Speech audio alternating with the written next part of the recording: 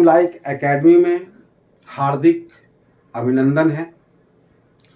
आज का टॉपिक है परफेक्ट।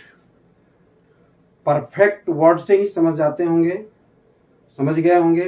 परफेक्ट यानी जो कार्य हो चुका है, कंप्लीट हो चुका है, उसी को हम परफेक्ट कहते हैं। और अब हम स्ट्रक्चर के अकॉर्डिंग इसको हम समझने की कोशिश करें। से देखें, यहाँ हैज हैव से प्रेजेंट परफेक्ट, हैड से पास्ट परफेक्ट और शैल विल से फ्यूचर परफेक्ट। तो इसमें देखें, जब वर्ब के थर्ड फॉर्म का नाम क्या है? परफेक्ट। तो जैसे हम हैज हैव का बाद वर्ब के थर्ड फॉर्म देंगे तो हैज हैव से प्रेजेंट, वर्ब के थर्ड फॉर्म से परफेक्ट, हैड से पास्ट, वर्ब के थर्ड फॉर्म से परफेक्ट तो पास्ट परफेक्ट, और शैल विल हैव से फ्यूचर, अब वर्ब के थर्ड फॉर्म का नाम है परफेक्ट तो फ्यूचर परफेक्ट। बिल्कुल आसान है समझना। अब हम सेंटेंस के थ्रू इसे समझने की कोशिश करते हैं। बहुत आसान है। तो जैसे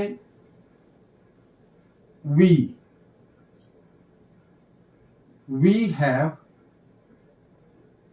रिच्ड। अब ये वर्ब के थर्ड फॉर्म है। वी हैव रिच्ड, हम लोग पहुंच चुके हैं। इसका हिंदी होता है चुका, चुकी, और पास्ट में चुका, चुकी, चुके, या आ, ई, ए। अब देखिए, इसमें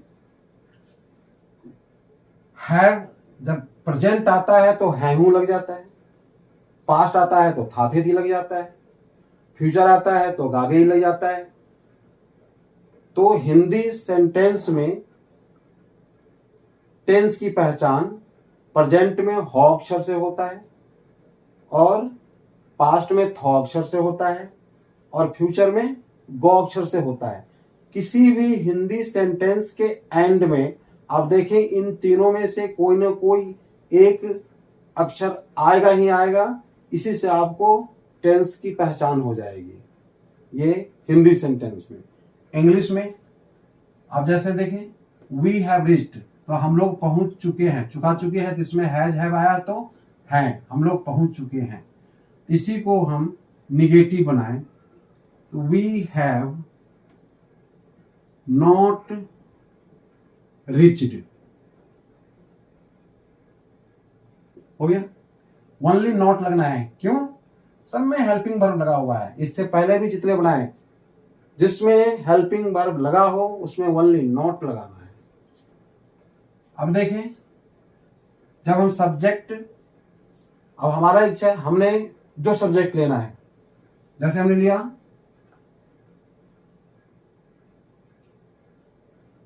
राम। अब राम के साथ हैज लगेगा, हैव लगेगा।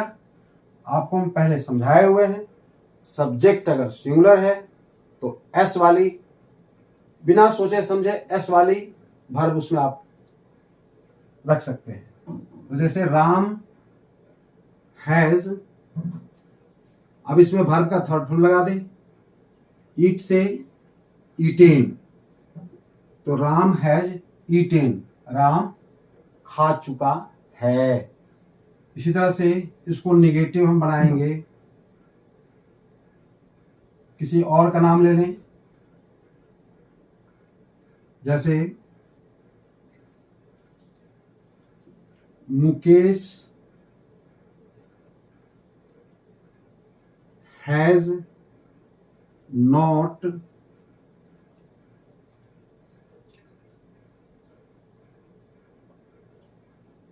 Called me.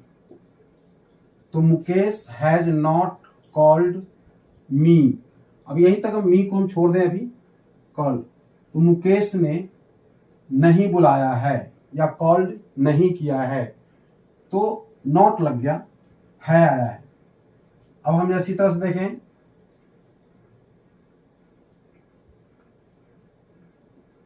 बिपिन हैड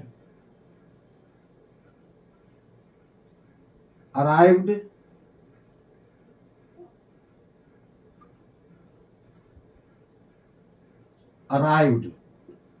अब बिपिन हैड अराइव्ड यानी बिपिन पहुंच चुका था। अब इसमें है तो चुका चुकी, लेकिन पास्ट में गया तो था थे दी लग जाएगा, क्योंकि पास्ट में था थे दी आता है। तो बिपिन हैड अराइव्ड, बिपिन पहुंच चुका था। इसी तरह से प्रेम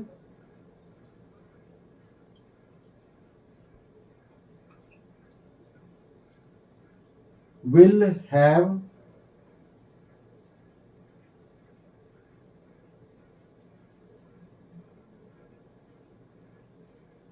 reached,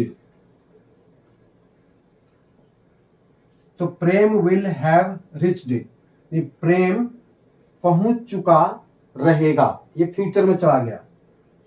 इसी तरह से हम सेंटेंस को बनाएंगे, एक सब्जेक्ट लेते रहेंगे, सब्जेक्ट के अकॉर्डिंग हम टेंस लेते रहेंगे, और टेंस के बाद हम वर्ब के हम फॉर्म्स लगाएंगे। जैसे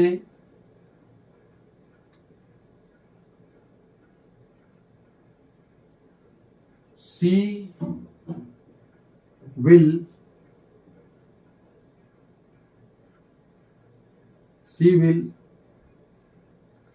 have cooked, she will have cooked, वह खाना पका चुकी रहेगी। तो इसी तरह से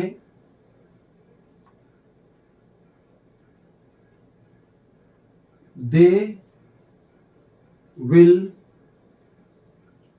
not